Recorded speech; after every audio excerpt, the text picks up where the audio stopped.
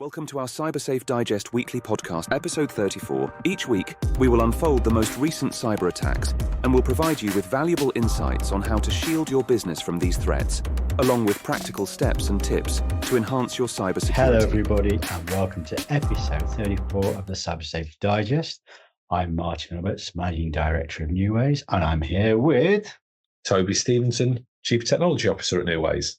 Hey Toby, interesting that last episode before we talked about wireless networks. And one of the observations that you made was that there's not many metrics or information about the security about wireless networks or more importantly, criminality around that.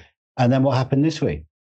Yeah, exactly. It's almost like, we lined it up and they knocked it down. So we spoke in the last episode around how it was logical that Wi-Fi networks could be used to attack organizations, but the actual data to support that was very scant. There was very little data around attacks that have been successful or people using Wi-Fi for nefarious means. It was almost one of these, it's something that can happen, just take my word for it. But actually, this week, there's been a news article, though. So some guy got arrested in Australia for standing up fake Wi-Fi networks in airports, of all places, getting people to log in, part with private sensitive information, and then harvesting that for potential future nefarious means. He was arrested because obviously he did it in one of the most heavily CCTV involved areas in the world, within an airport terminal building. But so we don't want to give any advice to would-be criminals about where to do their criminality, but maybe not airport terminals is if you could choose perhaps somewhere that doesn't have lots and lots of CCTV cameras and scary people with big guns, probably. So we were prescient in our last episode. And I think it's actually worthwhile just revisiting here about the basics for your wireless networks. And these are things, folks, that you should do today, because actually they won't take a great deal of time to check these things. And it might mean contacting your MSP or your IT department and saying, hey, can you do these things today, please? Because it's a relatively simple and should be cost-free exercise to make you more secure. And we're going to talk about the business premises first. So what's the first thing you should ask your MSP or IT department or the person who's responsible for IT today on your wireless network? Personally, probably count them. Understand what you've got. And it's surprising actually how many little Wi-Fi bits and bobs crop up and pop up and are plugged into walls or sat under desks. And we touched on this last time, this notion of shadow IT, making it really hard to manage an environment if you don't know what you've got. But that as an aside, what are the practical steps you can take? So first thing would be make sure you've got a guest network so you can isolate any non-company users from the company network. So a guest network would typically be completely separate from the main company Wi-Fi. It would literally just allow internet access, often throttled so that you don't have a guest user consuming all of your internet bandwidth. But that is what you would then give to people that are coming and visiting. So you've got a supplier or a customer or whatever coming in, and that is 99 times out of 100 where you would direct them to make their internet access. And it's worthwhile, or is it worthwhile stating at this point in time that guests not having a guest network, somebody could be sitting outside trying to scan your network and such like, but actually you might be an innocent bystander whereby somebody comes into your business who has no intention of doing you any harm, but they just happen to have got something onto their PC, laptop. You invite them in, you give them your password, you log into your network and the appropriate password within the organization, and something traverses that network from their laptop PC, which they didn't intend to do. It just happened, and it's been sitting there waiting for such an event. Exactly. And that is one of the things that having a separate guest network will help alleviate. We can then take that a step further as a corporate entity and start talking about network segmentation, where we break the network into logical chunks, maybe by department or by floor or something like that, and create rules that only allow the traffic to talk between those areas if it's needed. So again, it's dulling the blast radius of anything bad that happens. But absolutely, yeah. I mean, you want to ensure that only the machines that you're responsible for are connecting to your corporate network. Think of it as an armadillo, hard on the outside and soft on the inside. You want to keep that interior as safe as possible unless you've got defenses in there. Okay, so we say, firstly, go and count them, set up your guest network. And is your recommendation, if you've not done it for some time, do you want to rename the network, or do you want to change the password? Certainly change the password. Yeah, I think that makes a lot of sense. So the naming, it doesn't make a huge amount of difference. No. So I wouldn't be too concerned around that. Okay.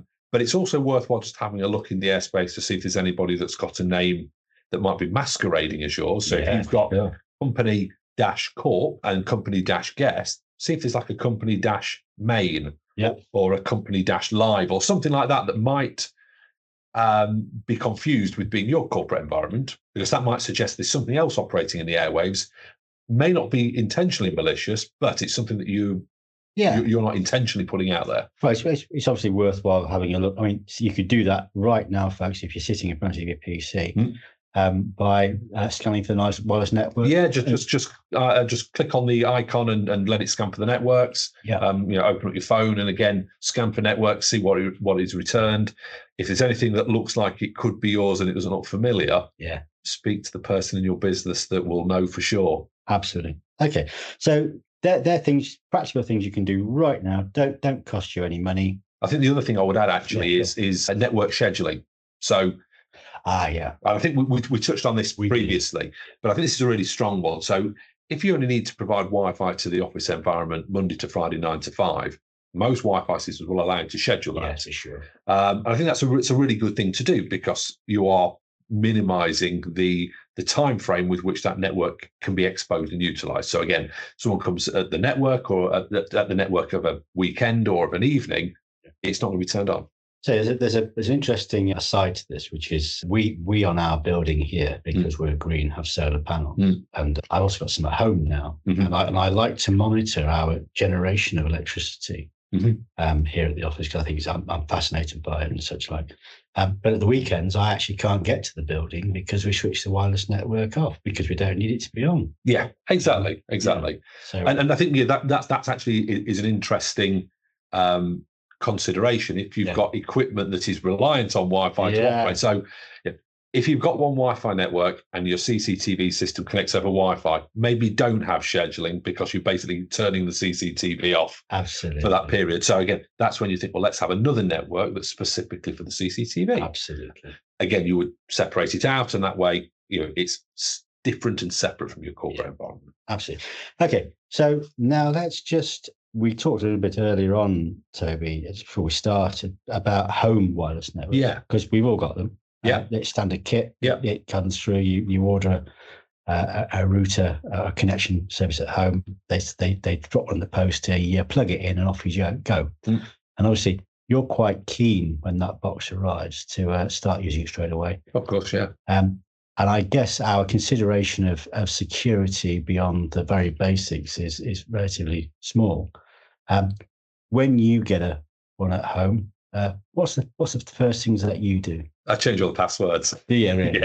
Yeah. I change all the passwords. And actually, what I also do is I maintain the same Wi-Fi network, so that as I'm changing equipment, I don't have 900 things to go and reconfigure. So I get all that set up so it's nice and secure, non-standard, and then I can just repeat that configuration across. These guys are sending out umpteen hundreds of thousands of routers every week. Yeah. And the other thing, of course, is you do note on some things that they arrive, and some of the information about the network name and password can actually be on the outside. It can be.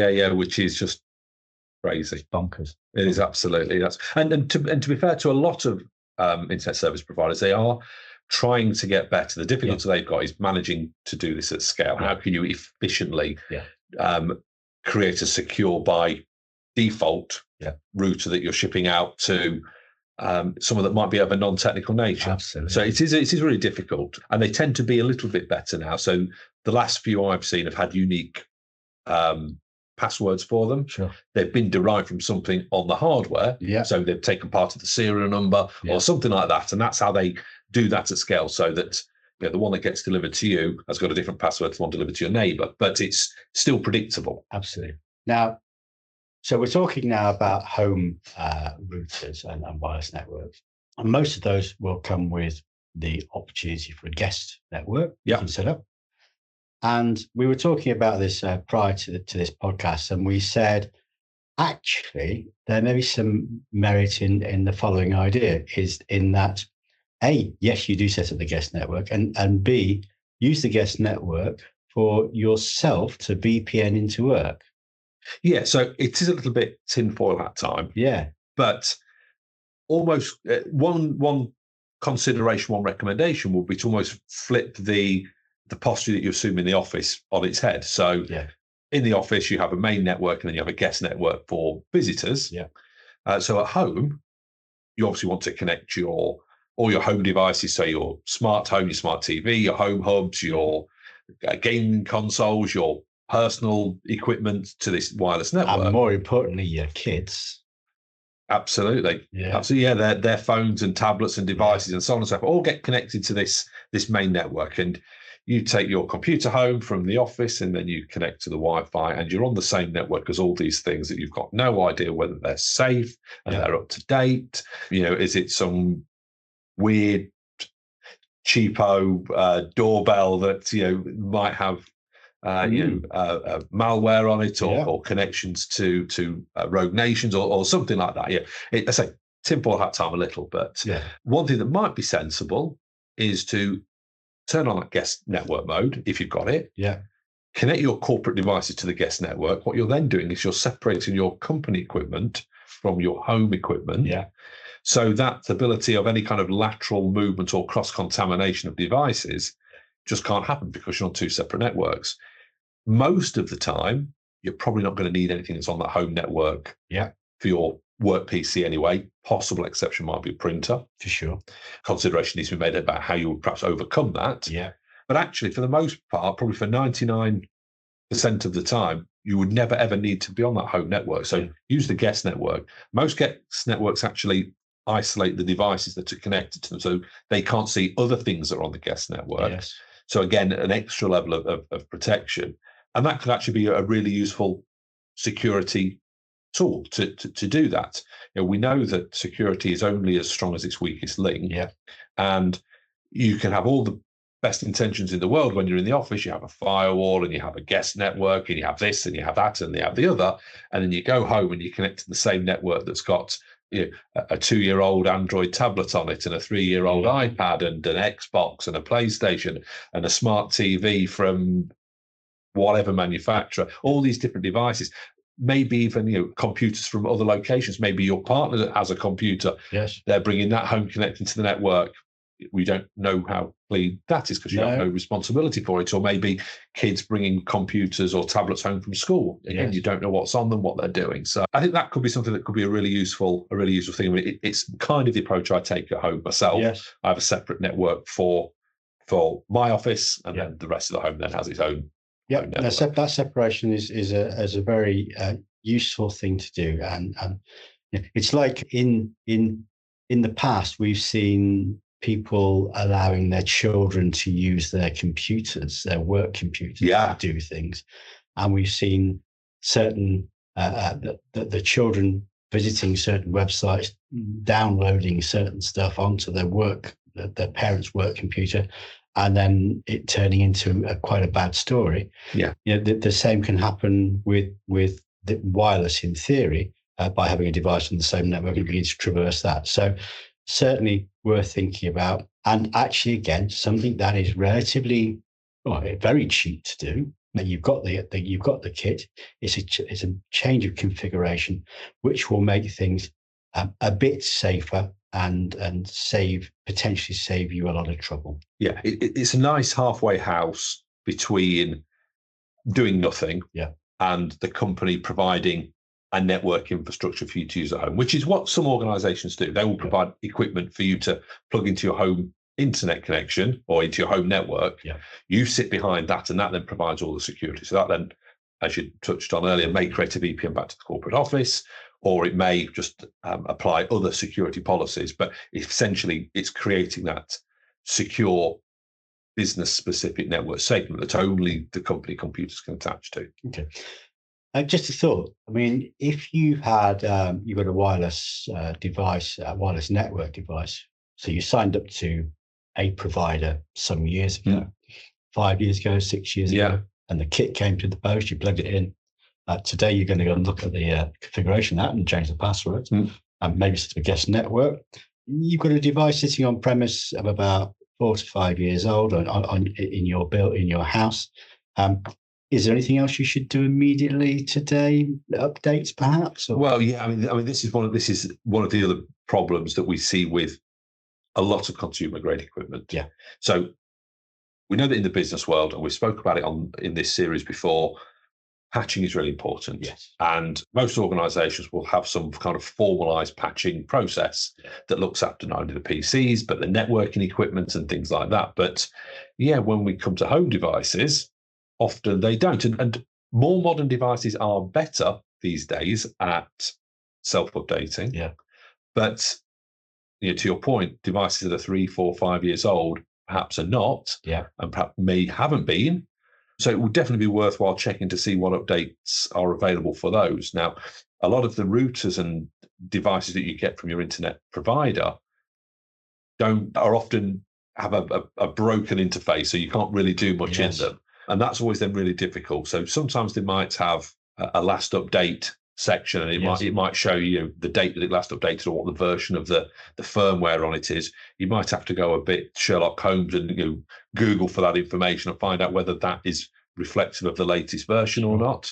For me, it doesn't feel like it's unreasonable to go back to your provider, and if you've got a 5-year-old router, say, I've had this router for 5 years, can I have a new one, please? Yes. It doesn't seem unreasonable at all. No. And I think, just alluding to what you're saying, the interfaces on these products, I mean, getting to them is quite difficult. You have to know what the IP address is on some occasions.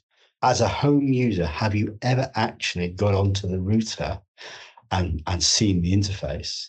And even if you had, is the admin password or the admin login and password, it's either on the back of the router, if you're lucky. Yeah.